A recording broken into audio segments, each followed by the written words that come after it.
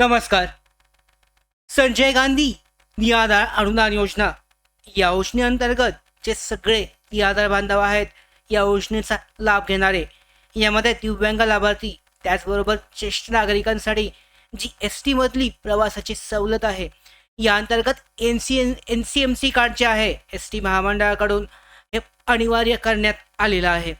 आता हा जो नवीन योजना आहे NCMC कार्डसाठीची, तर याबाबतची माहिती आजच्या व्हिडिओमध्ये आपण महत्त्वाची अशी अपडेट जाणून घेणार आहोत. जे अनिवार्य केलंय याचा फायदा होणार आहे दिव्यांग बांधवांना, त्याचबरोबर ज्येष्ठ नागरिकांना की त्याचा तोटा होईल, सगळी माहिती जाणून घेऊयात. मराठी बिग गाईड यूट्यूब चॅनलवर नवीन असाल तर सबस्क्राईब करून घ्या.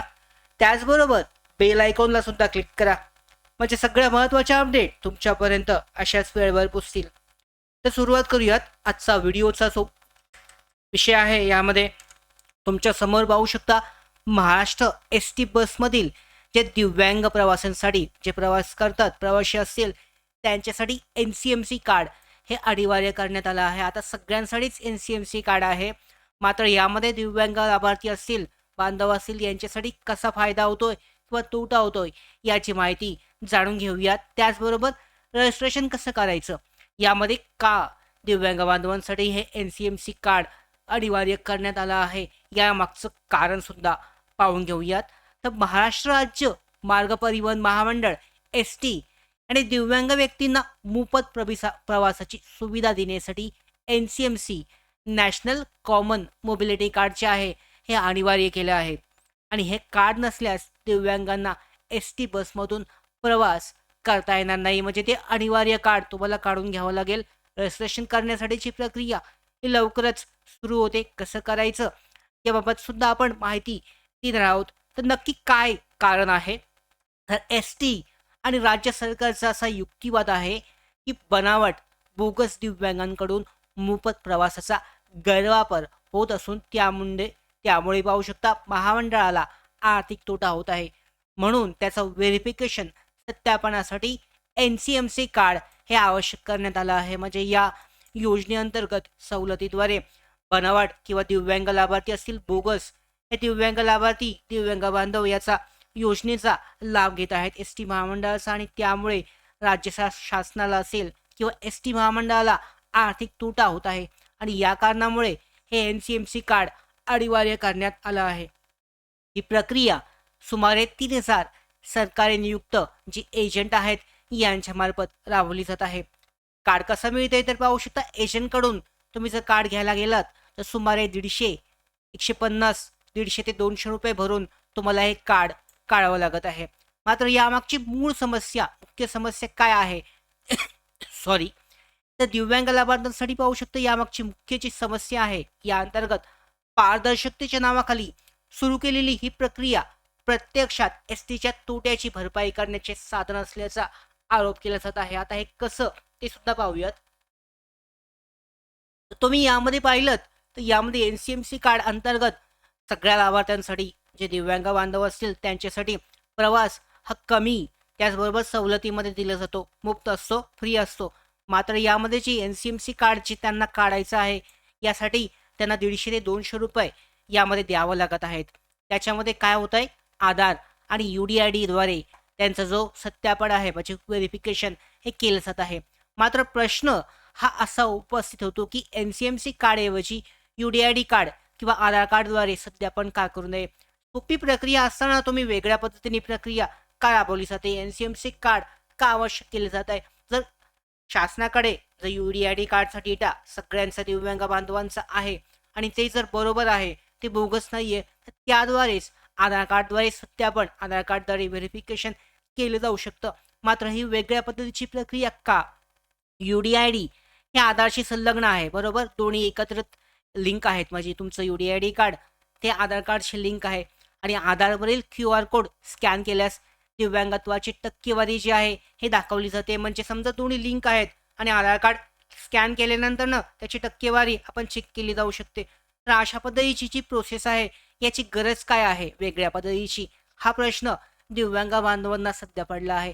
ही प्रक्रिया पूर्णपणे मोफत आणि तत्काळ आहे, तरी सुद्धा नवीन NCMC कार्ड हे अनिवार्य करण्यात आलेलं आहे.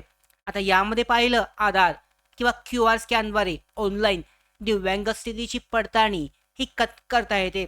आणि जर UDID स्कॅन होत नसेल तर आधार लिंक करून नवीन PDF सुद्धा डाउनलोड करण्यात येतं. म्हणजे दोन्ही लिंक असताना ही नवीन प्रक्रियेची काय गरज आहे? केंद्रीकृत डिजिटल डेटाबेसमुळे बनावट जे यामध्ये असतील, बोगस असतील दिव्यांग लाभार्थी यांचं जे माहिती आहे ते रोखली जाऊ शकते आणि तेही कोणतेही शुल्क न आकारता फ्रीमध्ये हे चेक केलं जाऊ शकतं. 2016चा जर तुम्ही पाहिलात कायद्यामुळे दिव्यांगांच्या संख्येमध्ये वाढ झाली आहे. 2011च्या जनगणनेनुसार सुमारे महाराष्ट्रामध्ये 25 लाख त्यावेळेला 2011च्या जनगणनेनुसार 25 लाख दिव्यांग होते. आता जो नवीन कायदा आहे right of person with disabilities act 2016 नंतरनं दिव्यांग श्रेणी 7 वरून 21 प्रकार, म्हणजे पहिले फक्त 7 प्रकार होते ते वाढवून 21 प्रकार करण्यात आले आणि त्यामुळे लाभार्थ्यांची संख्या ही खूप जास्त प्रमाणामध्ये वाढली आहे. म्हणजे 2011 मध्ये 7 प्रकार, आता 21 प्रकार. त्यावेळेला 25 लाख होते. आत्ताचं आपण पाहिलं तर 21 प्रकारामुळे 2016 नंतरनं 2026 पर्यंतची अंदाजित आकडेवारी पाहिली, अंदाजित 50 ते 55 लाख दिव्यांग लाभार्थी सध्या महाराष्ट्रामध्ये आहेत. दिव्यांग लाभार्थी आता ही वाढ जी आहे अजून सुद्धा वाढत आहे. कव्हरेज जास्त झाल्यामुळे ऑनलाईन पद्धतीने जे दिव्यांग कार्ड आहे UDID कार्ड हे मिळत असल्यामुळे दिव्यांगांना जास्त लाभ मिळत आहेत आणि त्या कारणामुळे या अर्जदारांची संख्या, दिव्यांग लाभार्थ्यांची संख्या, दिव्यांग बांधवांची संख्या सुद्धा वाढत आहे. याचा आर्थिक परिणाम 40 कोटी रुपयांची वसुली पाहू शकता. किमान 40 लाख दिव्यांगांचा जर विचार केला आणि एका कार्डसाठी जर पाहिलं NCMC कार्ड काढण्यासाठी तर प्रत्येक कार्डसाठी जर 50 रुपये पाहिले तर यामध्ये पाहिलं तर 100 रुपये प्रति कार्ड वसुली होऊ शकते. म्हणजे एकूण जर पाहिलं तर राज्य शासनामध्ये दिव्यांग लाभार्थ्यांकडून 40 लाख म्हणजे जवळजवळ 40 कोटी रुपयाचा यामध्ये वसुली होऊ शकते. ST महामंडळाकडून अशा पद्धतीने फ्रीमध्ये दिली जाणारी सुविधा, मात्र यासाठी NCMC कार्ड अनिवार्य करून लाभार्थ्यांकडून अशा पद्धतीने हा जो यामध्ये लाभ जो आहे ही वसुली केली जाऊ शकते. याशिवाय पाहिलं तर पाहू शकता आता 150-200 रुपये आपण अंदाजे सांगितले, मात्र तुम्ही जर एजंटकडे गेलात तर एजंट तुम्हाला 300 ते 500 रुपये जास्त घेईल. म्हणजे तुम्ही 200 रुपये मध्ये उधारी जी प्रक्रिया आहे त्यासाठी 300-400 रुपये जास्त द्यावे लागतील असा आरोप सुद्धा केला जात आहे. यामुळे ही रक्कम अजून सुद्धा वाढत आहे, कोट्यावधी रुपयापर्यंत यामध्ये होणार आहे. आता याचबरोबर ही NCMC कार्ड जे आहे ST महामंडळाने फक्त दिव्यांग लाभार्थ्यांसाठी कंपल्सरी म्हणजे अनिवार्य केलेलं नाहीये, तर विद्यार्थी असतील विद्यार्थ्यांसाठी सुद्धा NCMC कार्ड आहे, ज्येष्ठ नागरिकांसाठी सुद्धा आहे, विधवांसाठी यांच्यासाठी सुद्धा समान कार्ड पद्धती लागू असल्याने अजून जास्त महसूल ST महामंडळाला निर्माण होणार आहे. आणि या पाहू शकता STच्या पारदर्शकतेच्या तुट्याची भरपाई हा उद्देश असल्याची माहिती दिली जाते. मात्र पेन्शन देयकामध्ये विलंब होत असतानाही हे शुल्क आकारलं जाते. म्हणजे जवळजवळ पाहिलं तर दिव्यांग लाभार्थ्यांवर वेगळ्या पद्धतीने हा अन्यायच होत आहे. यावर काय उपाय आहे? मोफत डिजिटल व्हेरिफिकेशन त्यांना द्यावं, म्हणजे स्वावलंबन पोर्टल आहे यावर दिव्यांग संकेतस्थळावर आधार UDID कार्डद्वारे मोफत कार्ड किंवा PDF तयार करण्याची सुविधा द्यावी, त्यांच्या वेबसाईटवरून करण्याची सुविधा द्यावी. सध्या ज्या पद्धतीने पैसे आकारून चार्जेस घेऊन NCMC कार्ड मिळते ते फ्रीमध्ये मिळावं अशी अपेक्षा आहे. त्याचबरोबर दुसरा सुद्धा पर्याय आहे, डिजिलॉकर आहे, त्याच्यावर PDF मान्यता आहे. मोबाईलवरून PDF किंवा AI निर्मित डिजिटल कार्ड तुम्ही स्वीकारावं, त्यासाठी सुद्धा कोणते चार्जेस लागणार नाही आहेत. तर हे वेगळ्या पद्धतीने का असा प्रश्न सगळ्या दिव्यांग बांधवांचा आहे, निराधार बांधवांचा आहे.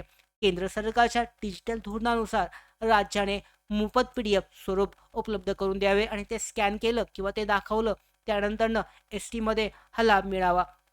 तर ही प्रणाली पूर्णपणे खर्चमुक्त, म्हणजे कोणताही खर्च नाहीये आणि पारदर्शकता सुद्धा जी पाहिजे, जे ST महामंडळ किंवा राज्य शासनाने म्हटलं आहे की त्यांच्यासाठी ज्या कारणामुळे बोगस लाभार्थी यामध्ये कट करून फक्त खरे लाभार्थ्यांपर्यंत हा जो लाभ आहे, सवलत जी आहे ST महामंडळाची प्रवास सवलत ही मिळावी असं कारण आहे.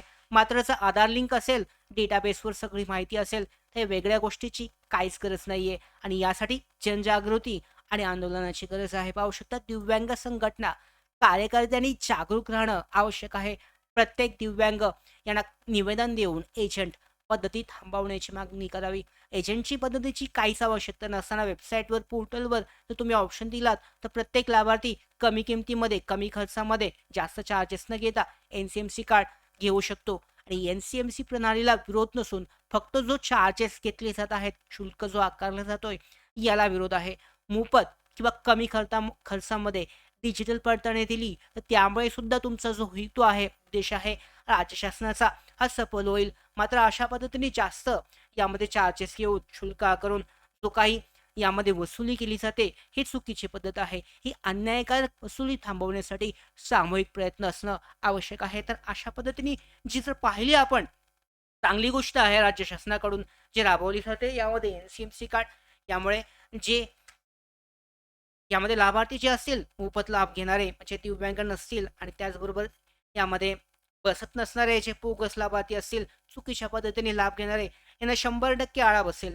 मात्र त्याचवेळी जे दुसरे लाभार्थी आहेत, खरे लाभार्थी, त्यांच्यात NCMC कार्ड काढून त्यांना सुद्धा या योजनेमध्ये जास्त जो आहे आर्थिक तोटा हा होऊ शकतो. तर अशा पद्धतीने या आधार योजनेअंतर्गत दिव्यांग बांधवांसाठी हे NCMC कार्ड सवलत ही जारी करण्यात आली आहे. NCMC कार्ड अनिवार्य करण्यात आलं आहे. कशा पद्धतीने काढायचं एजंट मार्फत, कशा पद्धतीची प्रोसेस आहे, काय काय कागदपत्र लागतील या संदर्भात आपण अजून एक व्हिडिओ लवकरच घेणार आहोत. सगळ्या महत्त्वाच्या अशाच अपडेट मिळवण्यासाठी मराठी बिग गाईड यूट्यूब चॅनलला सबस्क्राईब करा. धन्यवाद.